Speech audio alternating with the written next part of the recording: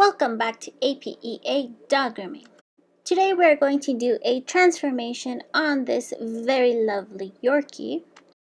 And you can see on her before picture that she is quite a mess. She has a bunch of knots on her legs. Her head is all weird and messed up. I'm pretty sure she had some kind of top knot, but they cut it off. So as usual, we are going to do a rough cut on her. I don't want to be brushing that coat out before the bath because it is so knotted and so tangled that I don't want to cause any discomfort to the dog. We can always brush out the dog after the bath, and I wouldn't recommend this when you've done a shave down. But in this case, we are using a number 5 and just ceramic blades, so we still have quite a bit of length of hair, so we can brush out the dog and get as much as dead hair possible. So you can tell she's matted on her hiney. You know, this is exactly why I didn't want to brush her out before, because that would have been quite painful for her, and you know, the mats aren't up against the skin, so we can still get away with a number 5. And I mean, she's so small that a number 5 looks quite long on her anyway, so yeah. So the owner requested a shortish body and a longer Yorkie face. So I opted for a number 5 because, well, she doesn't really need a complete shave down, even though this does look quite matted, but it's not right up against the skin. If it was right up against the skin, the mats I'm talking about, you know, the number 5 wouldn't even go through to be cutting this dog's hair. So she did very well. She's quite still. The only part we struggled a little bit was on her face because, well, she didn't have quite a bunch of hair to work with that was actually workable in the first place. So, you know, but on the legs and on the body, it's sometimes difficult to get at the right angle to clip away the mat, especially when the dog is so small, because the clipper won't fit between, you know, the dog and the table. So a quick tip I found, you know, over time is that when you need to clip around the dog's feet or inside of the legs and the clipper is kind of big and it won't fit, you can always slide your dog towards the very edge of the table, and that way you can get you know, more space between the table and the dog. So I just want to mention for the home groomers out there, you know, you need to brush at home. You really do need to, if you want your dog to be nice and long haired and or fluffy if it's a poodle, you know, you need to be brushing at home at least, I don't know, 3 to 5 times a week, so this doesn't happen. And I mean, it really depends on what kind of pet you have at home. If it's this kind of pet with it, you know, very thin, silky hair, you need to be pin brushing your dog at least 5 times a week. You know, because mats usually won't be combed or brushed out by a professional groomer. It will most likely be clipped off. You know, this time she was kind of lucky because the number 5 got through the mats, but you know, if it was any tighter, I would have gone straight for a 7 or even a number 10 if it was so extreme that I couldn't, you know, get my number 7 under there. See, for this little part, for this little instance, this is what I'm talking about. This is a mat. Can you imagine walking around with a pants like that so tight against her skin? That would be horrible. And I mean, she's tiny anyway, so it looks humongous on her. Anyways, so yeah, it really depends on the size of your pet and the the type of hair your pet has. You can get away with a pin brush, you can get away with, your standard slicker brush and a checking comb. So the more you brush at home, the more you take care of your dog's coat at home, the less likely it is that your groomer will say, hey, I need to shave this dog. You know, most owners don't like their dogs to be shaved. They come in and expect the dog to be nice and poofy and fluffy and long, but they don't want to do the maintenance at home, and that's not possible. And when you're brushing your dog at home, you don't have to have, a grooming table and, very specific equipment. You can always, if it's a small dog, you can have it on your lap while you're watching TV or your computer or whatever, and start brushing him or her, and trust me, the dog will very much appreciate the time with you. You'll learn a lot about your own dog.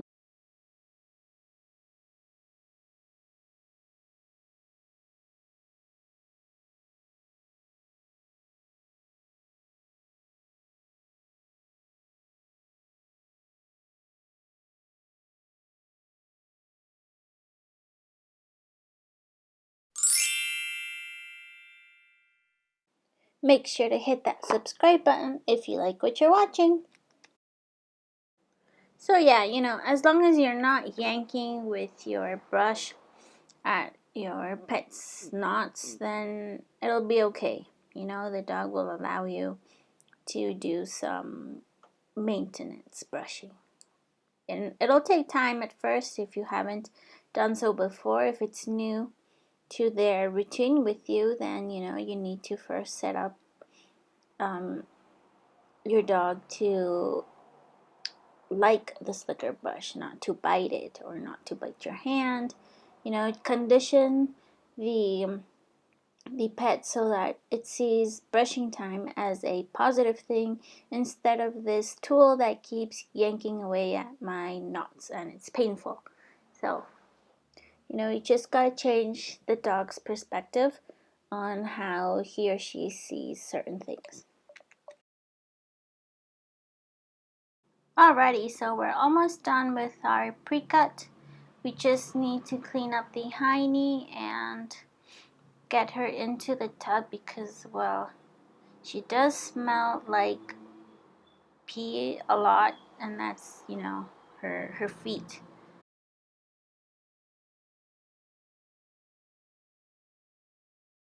So if you're a home groomer and you would like to give other home groomers your tips and tricks of how you brush your dog at home, well, you can leave that on the comment area in this video.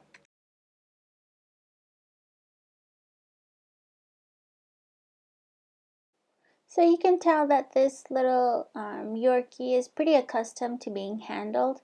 She's not really liking when we do her face, but other than that, she did very well. So the more you brush at home, the more you do at home, guys, it's going to be easier when someone else does it at a grooming shop.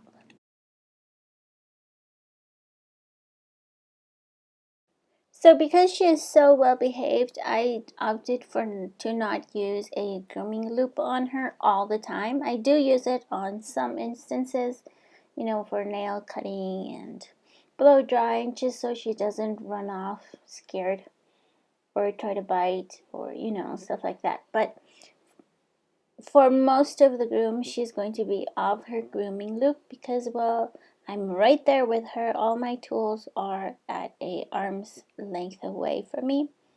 And, it's just preference, I guess, because Sometimes the grooming loop, while it is very useful for very fidgety, nervous, or even aggressive dogs, it actually kind of gets in my way a lot and I don't like it.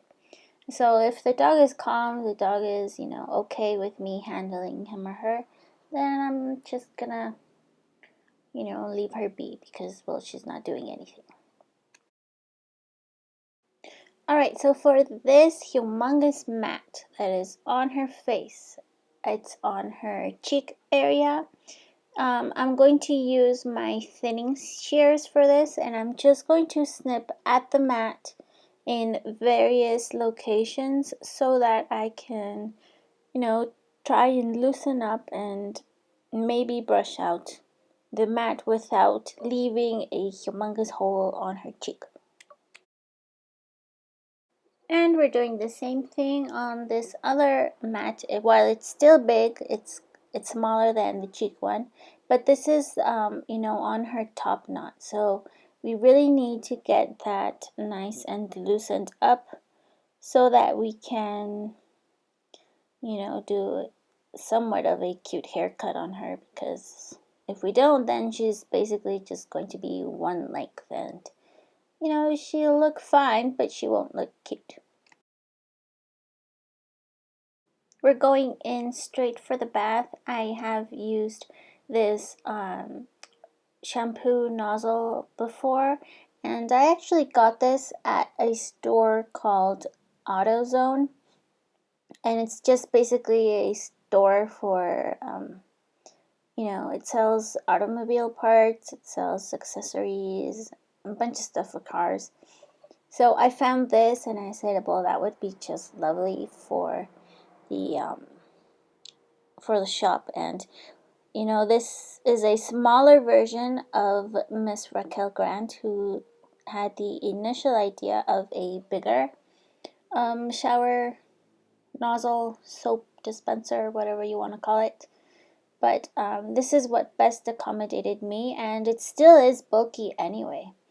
You can probably see it's about the size of the dog, and yeah, it took me some while to get used to it. I'm pretty used to it by now because, I've been using it for about maybe a month or so. Yeah. But yeah, it works nicely. I don't use it on the full strength of shampoo. I use it on the one right before the full strength one, because I find that if you use it on the full strength, then your shampoo pretty much gets dispensed too quickly. So she was being quite fussy on the bath, and I just opted to carry her, and this way I can have a better control of her. And she was actually calmer after I carried her because she was getting pretty wild.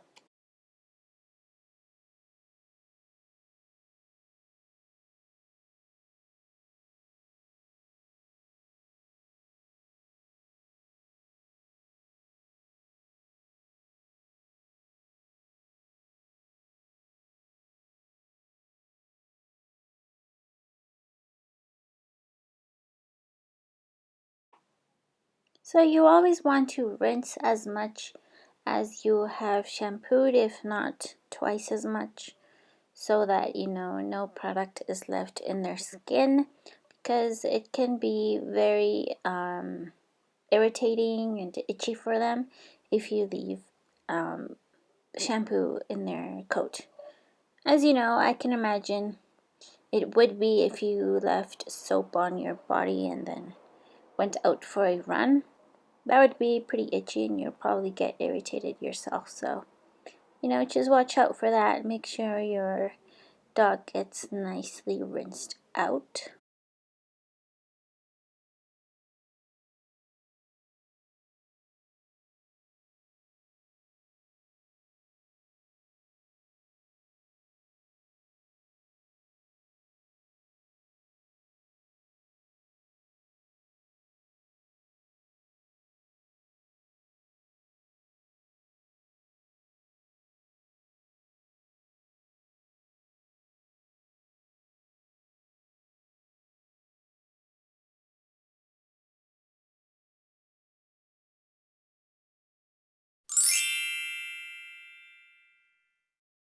Don't forget to hit that subscribe button so that you can enjoy more content like this. So I was reading comments the other day and someone pointed out that I get a lot of pretty small, medium-ish pets, and I don't often get, big dogs to groom, and there is a reason for that. I know this video is pending on for those of you who have been watching my past videos, but there's a reason for that. But even if I guess I hadn't been turning them down as much as I have been doing so after the accident, I don't get large clients as often. I always get these small to medium dogs. Oh dear, look at that humongous mat on her little toe. That is horrible, you guys. It's ginormous and it's quite tight and it smells bad. Oh dear.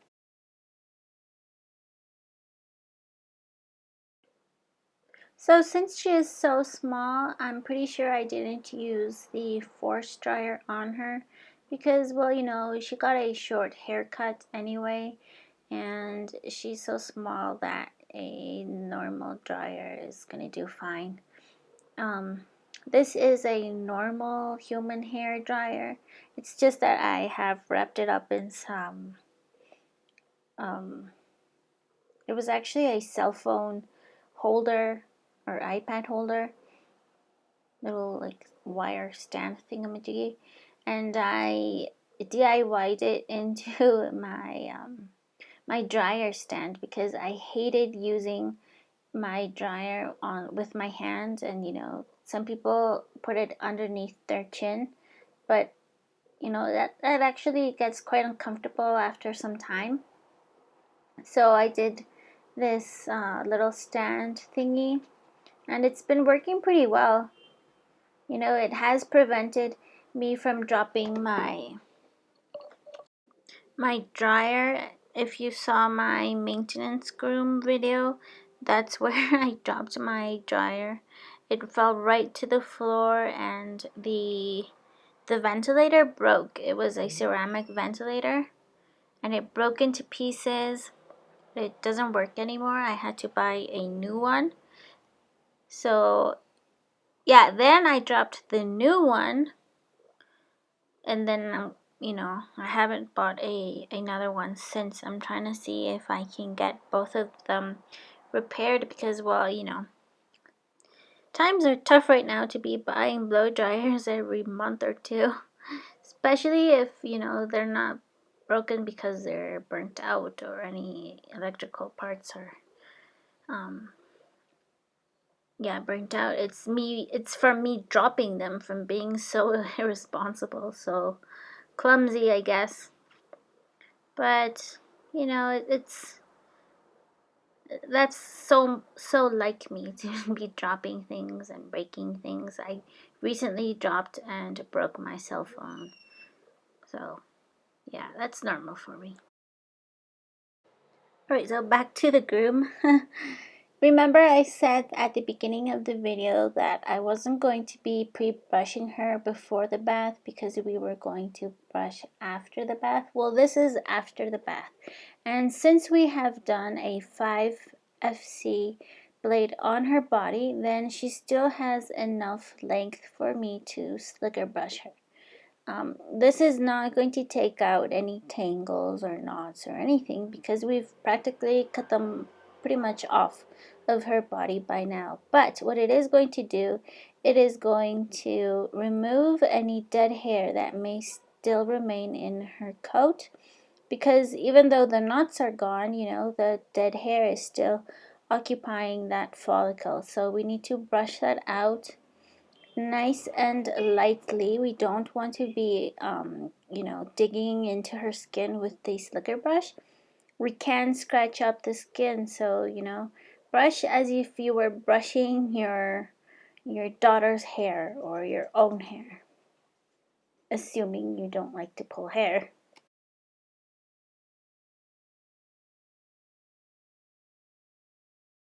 So as I said in my other Yorkie video, my long hair silky Yorkie,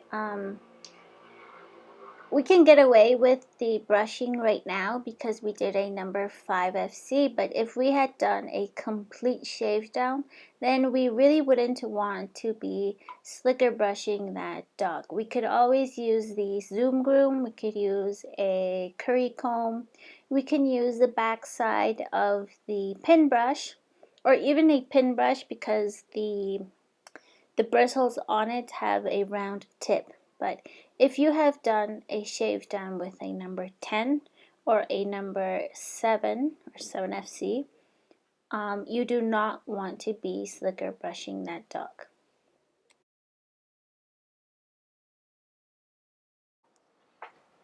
So I like to use my slicker brush on a dog while I'm blow drying. I would also maybe use a pin brush sometimes, but mostly a slicker brush because the pins, whatever, the little pins, grab each and every single little hair, and so that the air can get through a wet coat, and it just makes it, one, it gives it a nicer finish, and number two, it actually helps you dry faster because you're separating the hair from each other, and it's like if you were polishing, I guess, the dog.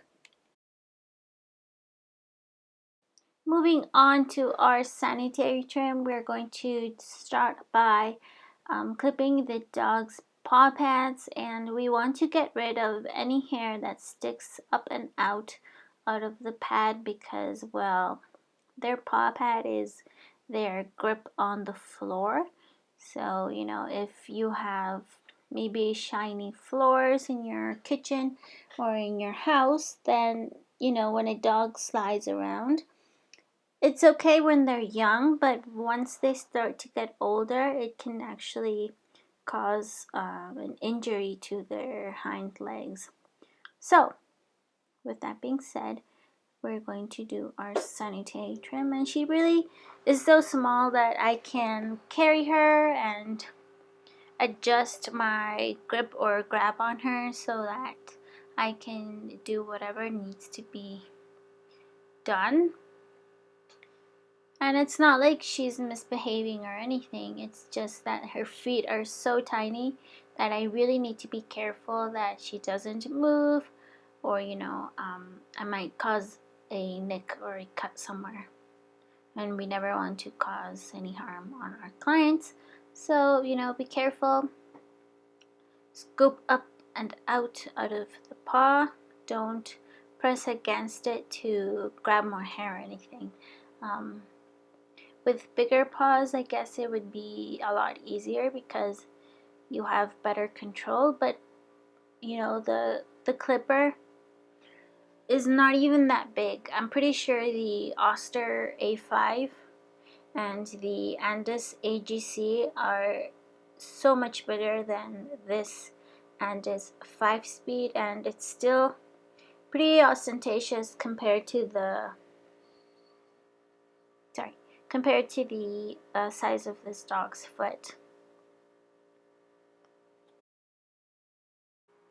I've never really worked with another clipper before. I've always used this Andis 5-speed because when checking them out, you can tell really easily that it is so much more thinner, it's lighter, it has this grip material, the black stuff on the little body of the machine that I'm holding.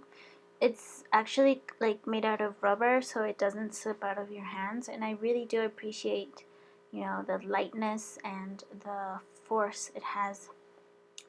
I think it's 45 5,000 RPM or 4,000, I'm not sure, but it has a great machine behind it, and I really only use it maybe at a 2-speed to a 4-speed. I never use it on a 1, and I never use it on a 5. If I use it on a 5, for one, it's louder, and number two, the blades get hotter quicker because of the friction the blade is causing against the upper part of the blade set. So, and I never use it on a number 1 because the slower the blade is running against the upper part of the clipper, the blade, sorry, the more lines it leaves in the hair. So I find from maybe a 2 if it's a puppy or a really nervous dog, a 3 and a 4 if it's really matted and stuff. I need that power behind the blade so it can work properly. But a number 3 setting is, standard, I guess. So here I'm just checking to see if maybe I'll do a top knot, and I think I did decide to do a top knot on her. Anyways, so I'm trying to do her sanitary trim, but she's so small that my clipper can't fit between under her and my table. So what I'm doing is I'm grabbing her and sliding her towards the edge of my table. So I lift one leg up, and then I have so much more space since I've put her right against the very edge of the table, that my clipper can fit perfectly and is not, and I'm not struggling to do her sanitary trim because she's so tiny that it just won't fit.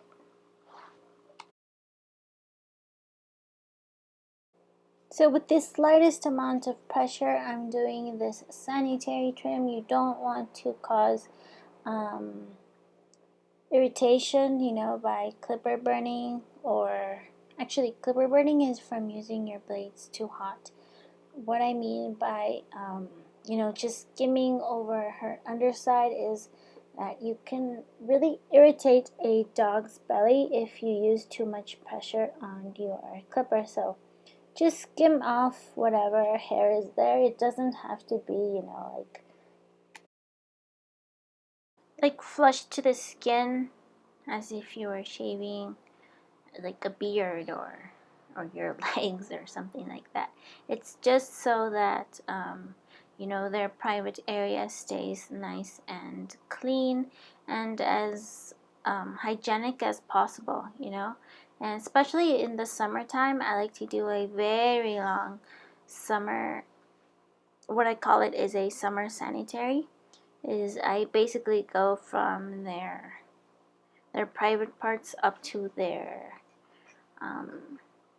almost up to their armpits, so that when they lay on the floor, they can spread out with their tummy side down and they can refresh themselves, especially with long haired coats and it's summertime because it really gets hot here. So you want to be able to maintain the health of a pet while also being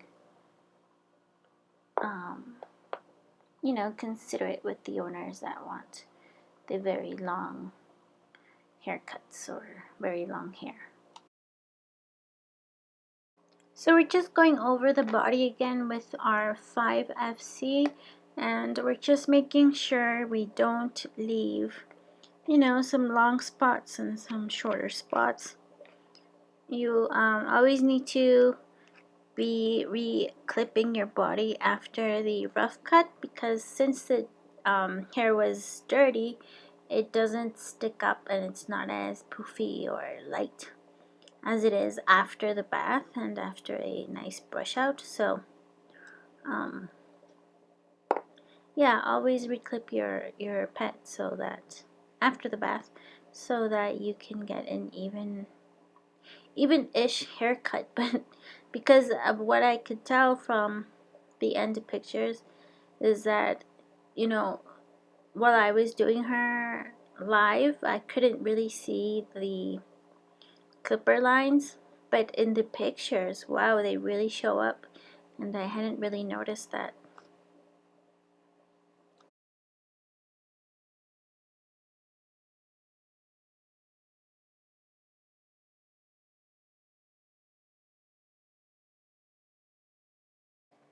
So for the top knot, I actually find it really difficult using my comb to separate the hair from the top knot part than like the rest of the head. And I keep saying I will be using a rat tail comb to separate that part, and I keep forgetting to put it in my box of tools I use, but I promise I will be putting in a rat tail comb so that I can make a nice even part without struggling so much.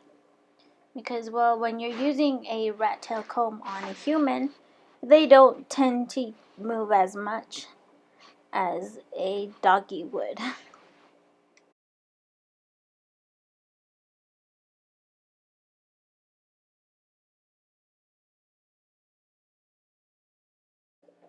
I was a human hairstylist before I became a dog groomer, so it was quite the change of scenery for me, but I do find myself using some of the equipment I used to use on humans because, well, I don't do that anymore, so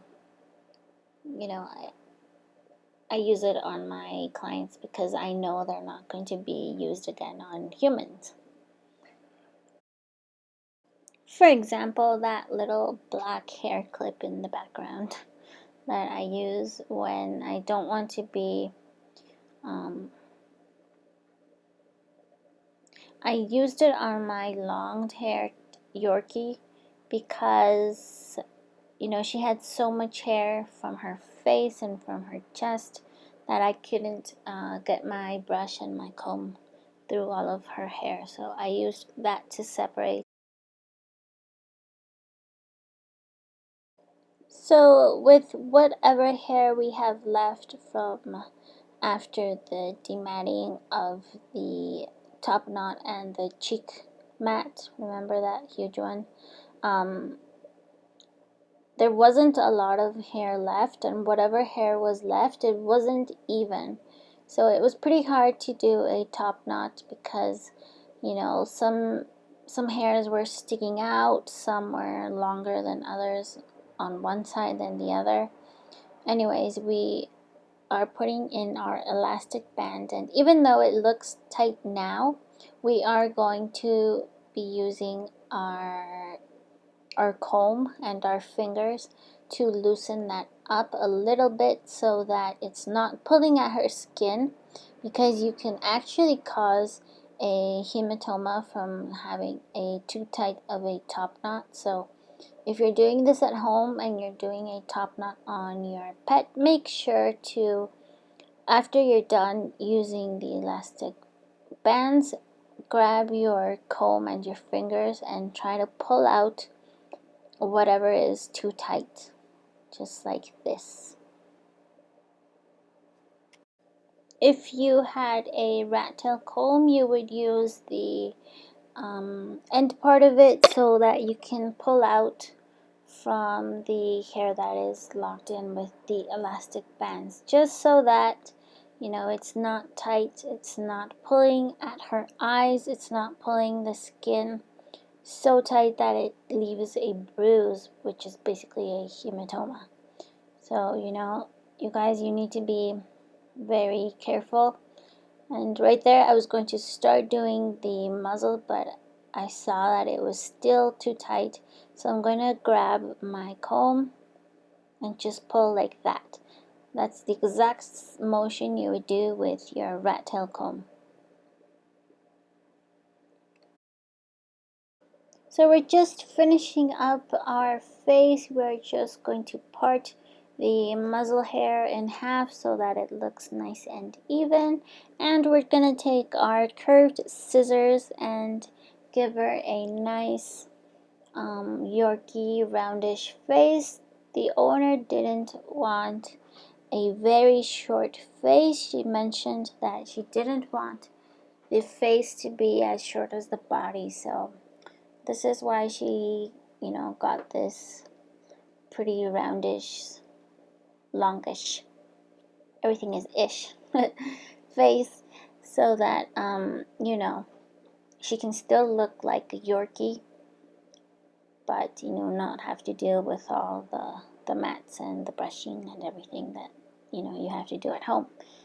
So we're using our curved shears, and after that we are going to be tipping the ears, which is just shaving the top part of the ears and then trimming around the very edge, making sure not to cut the dog, but to leave a little point at the very tip of the ears so that she can have that Yorkie face.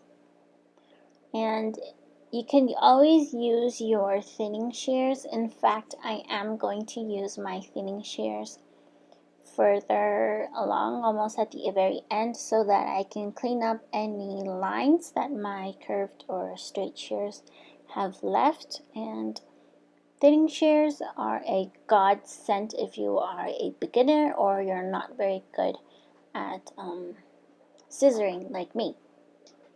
Thinning shears will blend any line you leave that looks too harsh. There are also blending shears, which are different from thinning shears, but I don't have those. Since I don't do a lot of scissoring because I'm not very good at it, I don't have high quality shears in that, you know. But I do have a killer clipper. Nothing gets better than an Andis 5-speed, in my opinion.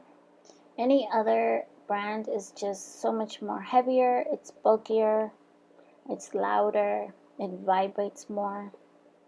So, you have to pick and choose of what equipment you are willing to spend a lot of money on. If you are great at scissor work, then you probably want to get better quality scissors. But if you're really not such a great scissor like I am, then some basic scissors will do the job. I am going to try and practice more with the ones I have, and if one day I get better, or if one day I take some kind of course and someone teaches me how to properly use them to make round faces and all of that, then yeah, I'll probably be getting better quality scissors, but in the meantime these will do the job.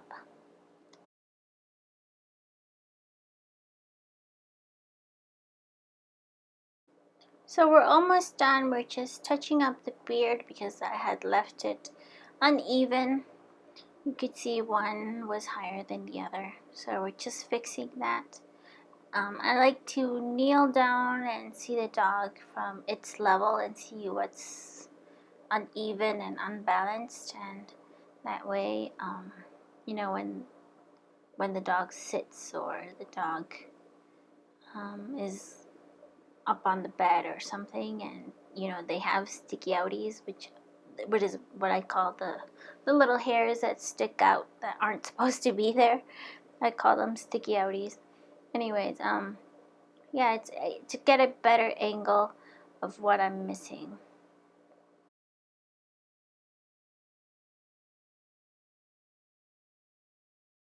I'm going to be leaving some before and after pictures at the very end of this video if you would like to see those.